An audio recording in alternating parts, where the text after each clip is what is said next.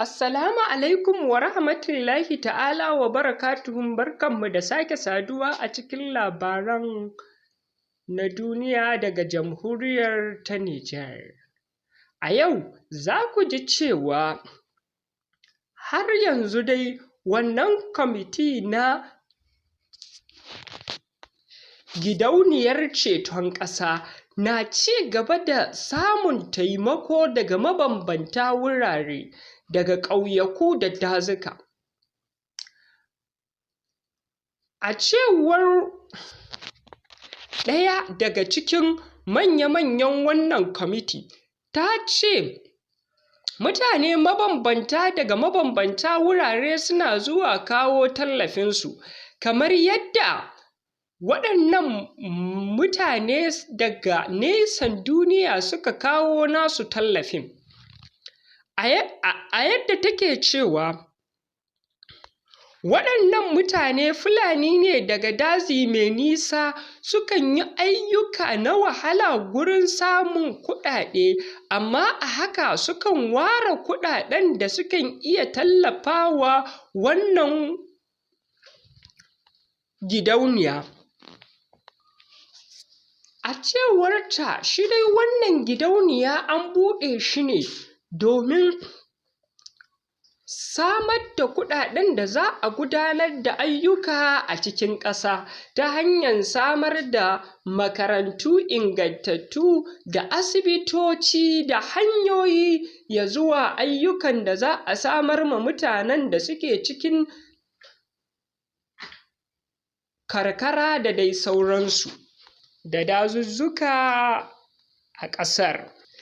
Ta ce dubbannin mutane ne ke yin dafifi wurin kawo gudunmuwar tasu a cibiyar gidauniyar ta ƙasa.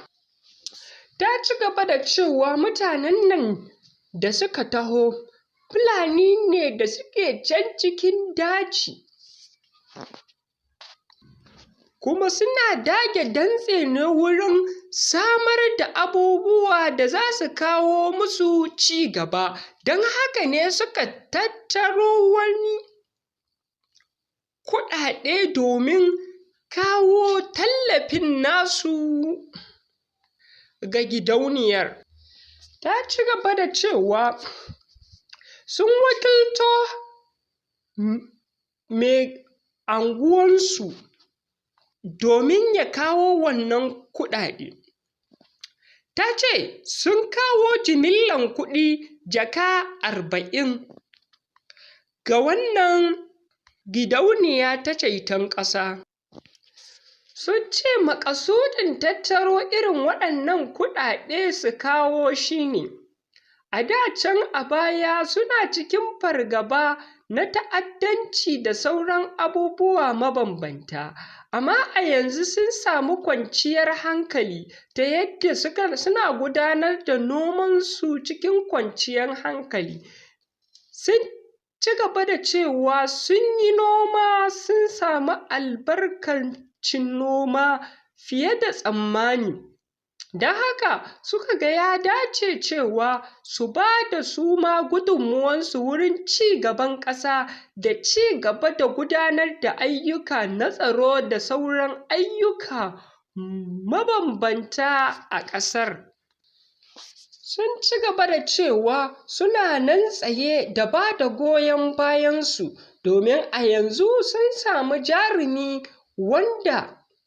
zai ciyar da su gaba, zai yi musu jagora wurin kawo ma ƙasar tasu ci gaba